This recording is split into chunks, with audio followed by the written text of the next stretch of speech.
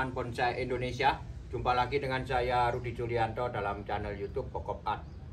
Teman-teman, pagi ini saya sedang menunggu seorang teman, Mas Wawan dari Semarang. Beliau akan memberikan pohonnya. Saya mendapat informasi jenis sisir yang akan diberikan kepada saya untuk sebagai koleksi di galeri Pokop Art. Saya udah nggak sabar nunggu pohonnya, bentuknya seperti apa. Kemudian nanti akan langsung kita lakukan restyling. Oke, mungkin sebentar lagi Mas Wawan akan datang dengan Mas Erwin. Kita tunggu sebentar.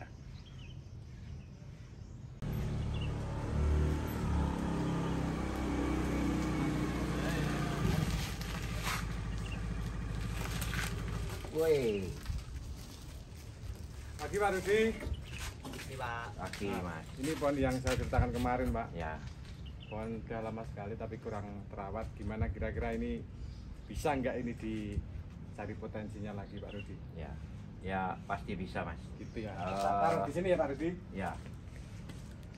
Sebelumnya terima kasih Mas Wawan. Ini nanti akan menjadi sebuah konten yang benar-benar saya harus total untuk mengerjakannya, karena ini sebuah pemberian, sebuah hadiah untuk koleksi galeri saya. Sudah merana ini Pak Rudi. Nah, di sini bisa dilihat sebuah pohon sisir yang ketuaannya sungguh sangat tidak bisa diragukan lagi, karena ini sudah mempunyai keringan atau kayu mati yang istilahnya itu biasa kita sebut sudah galeh. Galeh itu keringan yang sudah tua, sudah kuat, sudah tidak bisa rusak lagi ataupun keropos. Ya, jadi ini sudah keras sekali keringannya. Nanti kita coba bersihkan, kemudian sehingga bisa ditampilkan antara kombinasi kambium hidup dengan kayu keringnya ini. Pohonnya dalam kondisi yang sangat memerlukan penanganan. Artinya ini media perlu diganti, kemudian badannya perlu dibersihkan. Terlihat dari indikasinya adalah kondisi daun. Ya, kondisi daun sisir apabila sudah agak menguning seperti ini, ya dia pendek kata kurang makan, kurang terawat di bagian medianya ataupun pemupukannya, baik itu kebersihannya tidak dijaga sehingga pohon ini terbengkelai dan mengakibatkan pertumbuhan yang kurang bagus seperti ini. Oke, tanpa berkepanjangan kita kerjakan pohon ini bareng-bareng Mas Wawan. Ya Pak Rudi. Ya, semoga ini akan menjadi sebuah konten yang bisa berkelanjutan sampai nanti pohon ini bisa dipresentasikan dalam kondisi yang matang.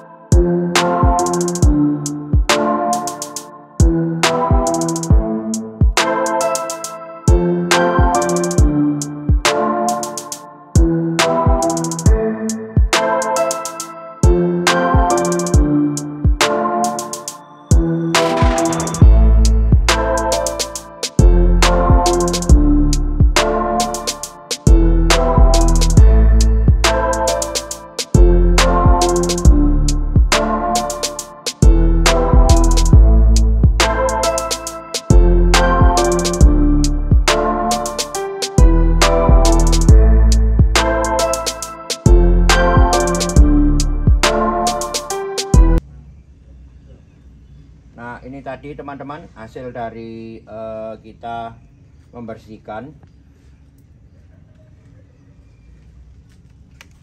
Masih ada beberapa, ini mungkin tadinya ada upaya menggunakan cat sehingga sulit untuk dibersihkan.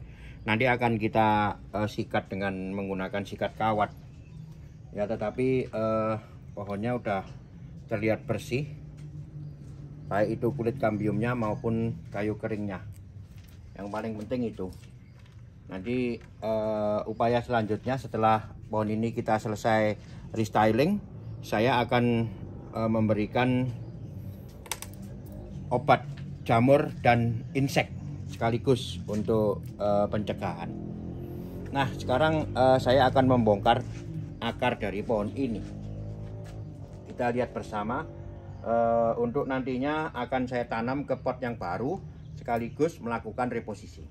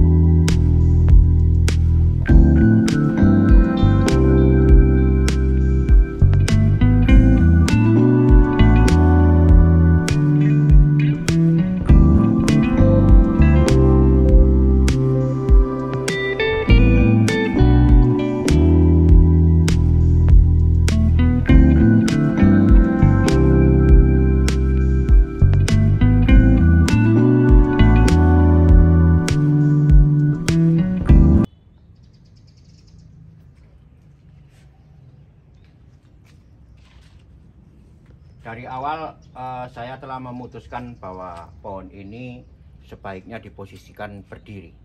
Ini adalah saat dimana saya menemukan potensi dari pohon ini lewat pemilihan posisi atau mencari muka dari pohon ini, mencari bagian depan dari pohon ini.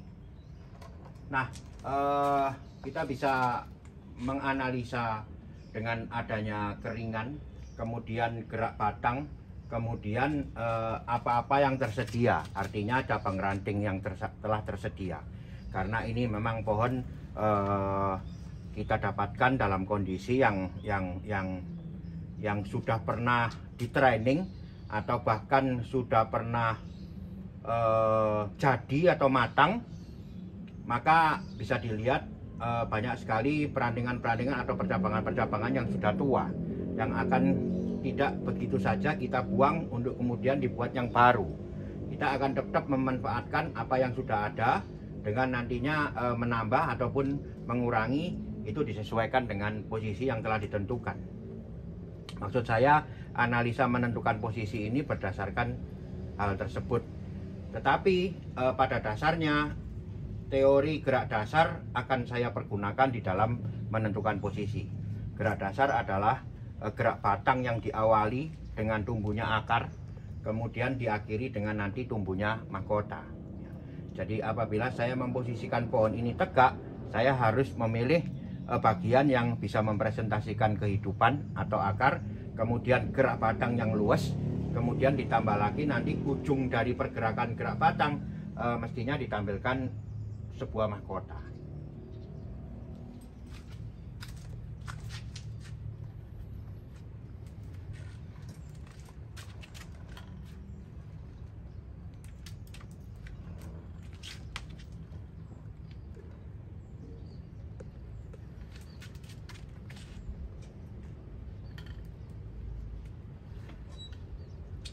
Nah, di sini ada sebuah posisi yang menarik, teman-teman.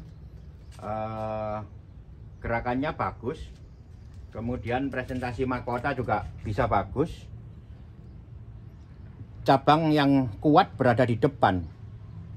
Nah, ini sebuah kekurangan.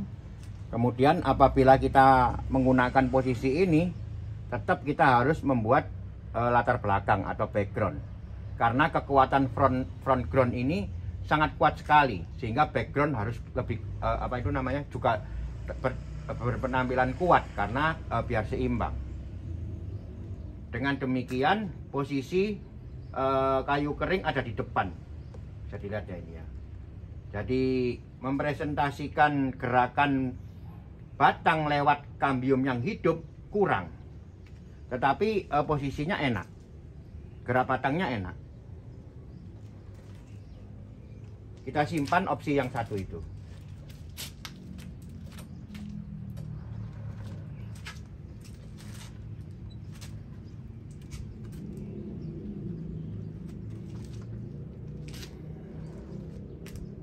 Nah, ini ada opsi yang kedua.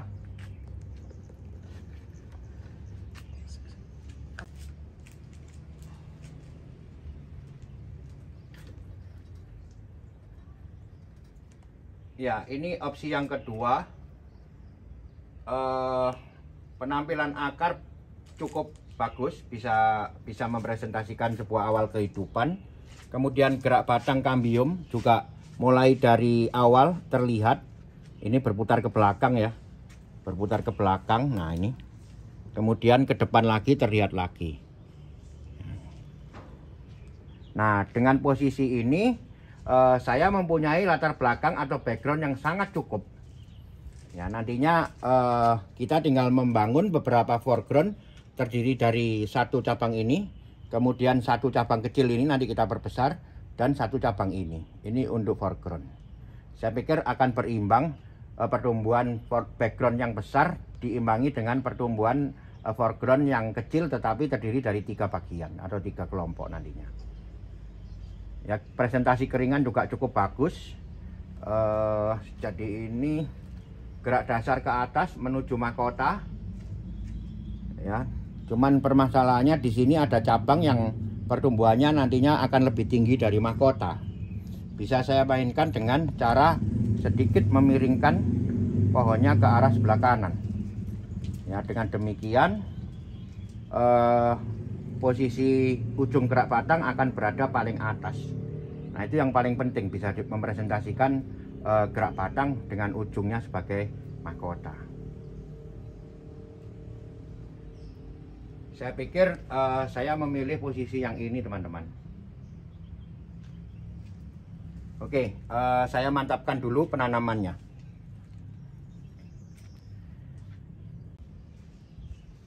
Nah, inilah posisi yang saya kehendaki. Dengan posisi demikian, saya bisa mengekspos total keindahan kayu keringnya. Jadi ini akan terpisah dari kehidupannya yang di sebelah sana. Kemudian pohon bergerak dengan arah tumbuh ke arah sebelah agak ke depan ke sini, ke arah sebelah mana ini, kiri ya. Dan latar belakang saya memperoleh banyak sekali. Nanti tinggal dipilih ini mana yang kita pakai. Kemudian ujung mahkota juga pergerakannya gerak batangnya menuju ke ujung mahkota juga pergerakannya sangat terlihat jelas dengan tekuan yang sangat bagus di sini. Nanti bagian yang sebelah sini kita akan ekspos demikian rupa sehingga bisa nampak ataupun terlihat. Sedikit ditanam menuju ke arah depan untuk mengekspos kayu kering ini dan untuk mengekspos keluasan gerak batangnya ini. Ya, apabila saya tanam tegak, nah gerak batangnya ini kurang enak menuju ke belakang, sedikit ke depan. Jadi kalau dari samping bisa dilihat bahwa sedikit ke depan. Ini dari samping sebelah sini.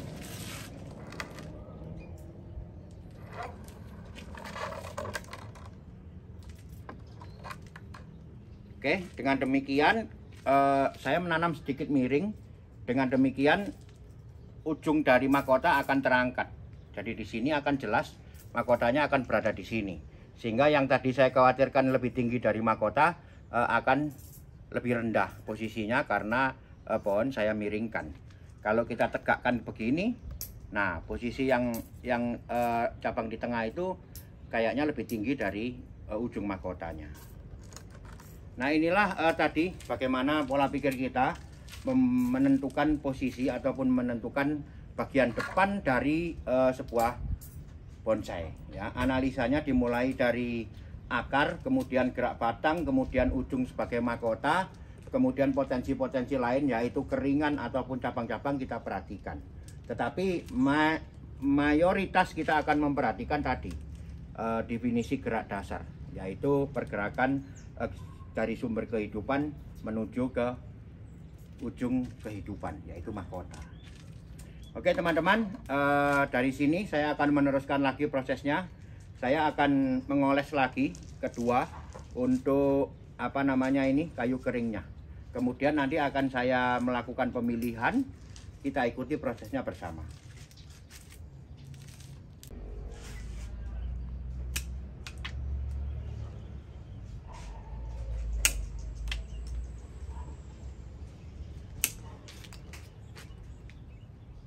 Saya sudah pernah membuat konten membuat bonsai sisir,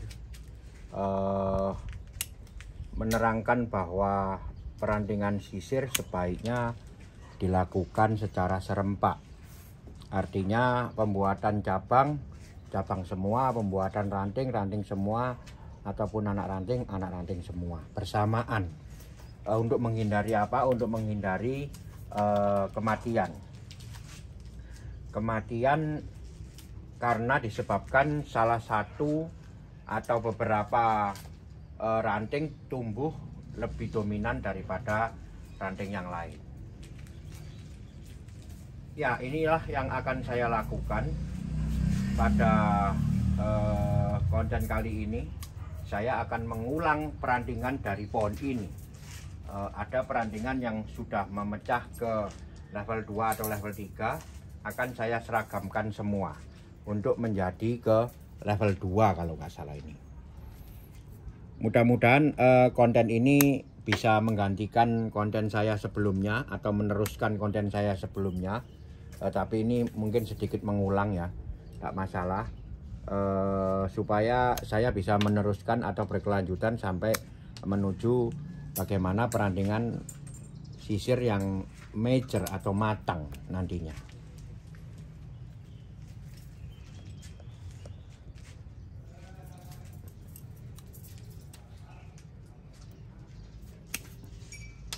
Ya, dikarenakan konten sebelumnya ataupun pohon sebelumnya yang saya buat konten tidak bisa saya teruskan prosesnya oleh karena adanya halangan 1 dan 2 hal, sehingga saya harus mencari gantinya. Kebetulan ada pohon ini tadi, semoga bisa saya lanjutkan prosesnya sampai tuntas sehingga teman-teman bisa tahu dan mengikuti bagaimana sebuah perandingan pohon sisir diproses.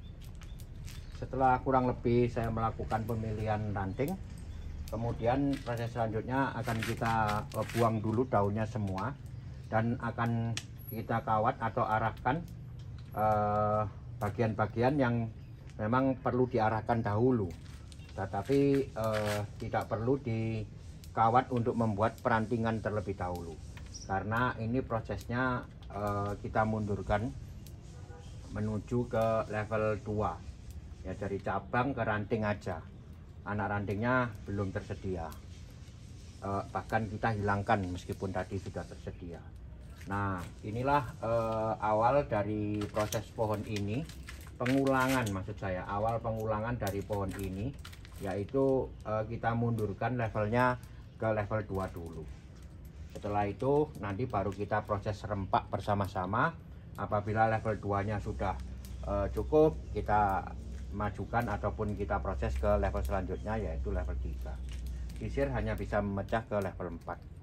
Cabang, ranting, anak ranting, cucu ranting.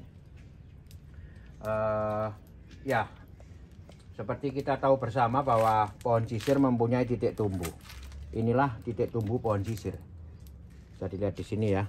Nah, ini ada seperti benjolan-benjolan ini. Ini titik tumbuh. Yang kita potong adalah daunnya. Sisakan tangkai daun pada titik tumbuh agar tidak rusak. Titik tumbuhnya tidak rusak. Dengan membuang daun ini, nantinya akan tumbuh lagi daun pada titik tumbuh yang sama dengan kualitas daun yang lebih banyak dan lebih kecil ataupun lebih kompak daunnya. Memperbanyak titik tumbuh itulah upaya nanti setelah kita mendapat perantingan yang maksimal. Jadi pada level keempat nanti itu akan memakan waktu yang lama sekali untuk bisa membuat tumbuhnya titik tumbuh baru ataupun matangnya titik tumbuh lama. Nah, disitulah proses penuaan terjadi.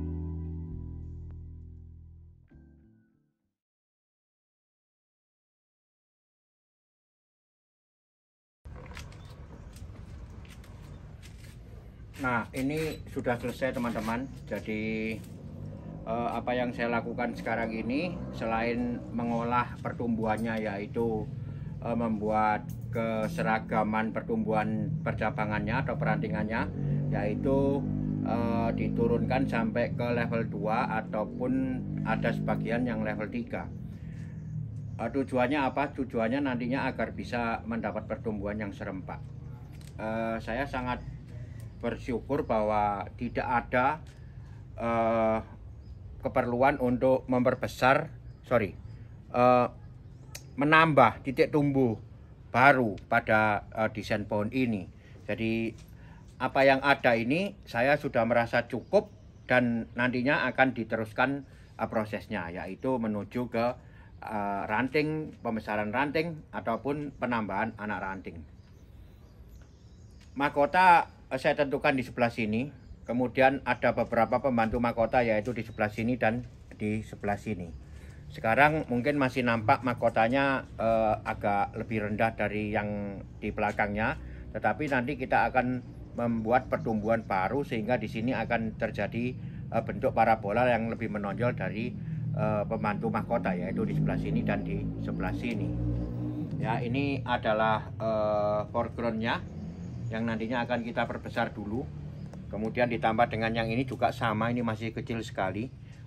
Diharapkan bisa membesar, akan ada isian kecil di depan. Kemudian yang di sebelah sini saya masih belum tahu terlalu banyak atau tidak. Ini adalah counterbalance. Counterbalance-nya terlalu banyak atau tidak, kita lihat nanti.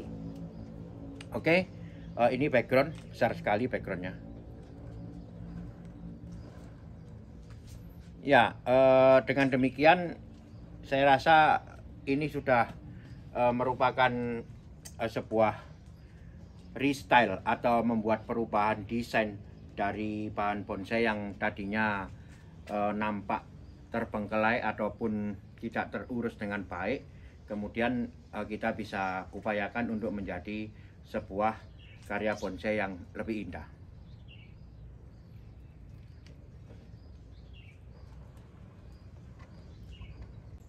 Ya, untuk perlakuan akar, karena sisir ini merupakan atau mempunyai sifat pertumbuhan jalur kambiumnya linier, saya tadi tidak berani untuk melakukan pemotongan akar terlebih dahulu. Karena apa? Karena itu tadi dapat membahayakan apabila yang saya potong adalah pas di jalurnya. Jadi sementara akar kita lipat aja, kemudian bagian yang sini karena tadinya terpendam sehingga sedikit menonjol, nanti kita akan upayakan dengan memasang extension dulu atau talang. Saya pikir cukup dulu teman-teman perjumpaan kita kali ini. Mudah-mudahan saya tetap terus dapat mengupdate pohon ini sehingga teman-teman nanti bisa tahu dimulainya atau awal pembuatan percabangan dari sebuah bonsai sisir. Jadi ini adalah udah menuju ke tahap yang ketiga ya, ini sedang dalam tahap kedua, kemudian menuju ke tahap 3. Mudah-mudahan dia mendapat bisa bertumbuh dengan baik sehingga saya mendapatkan progres yang cukup jelas 2-3 bulan ke depan. Terima kasih telah menyimak, semoga ini bermanfaat. Tetap ikuti terus channel YouTube Pokop Art untuk segala info, teknik, dan sharing saya membuat bonsai. Tetap semangat, mari kita berkarya, karya bonsai Indonesia, bonsai tropis, konsepnya Pokop. Salam Pokop.